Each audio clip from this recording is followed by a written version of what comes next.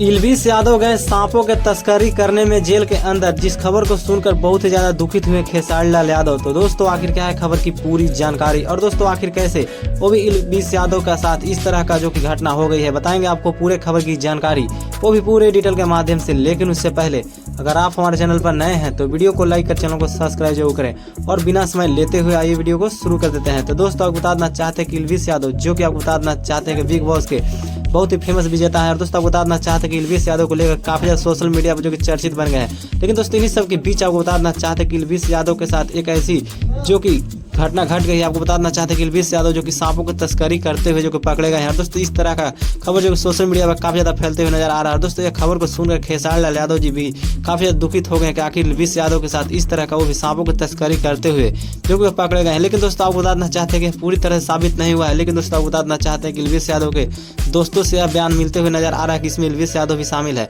लेकिन दोस्तों इसका पूरा जानकारी जो कि इल्विस यादव गिरफ्तार होंगे उसके बाद ही पता चलेगा। लेकिन दोस्तों आप ये कहना चाहेंगे इल्विस यादव के साथ इस तरह का घटना घटने के बारे में, आपको जो लगता है आप अपने कमेंट बॉक्स में जरूर बताइएगा दोस्तों।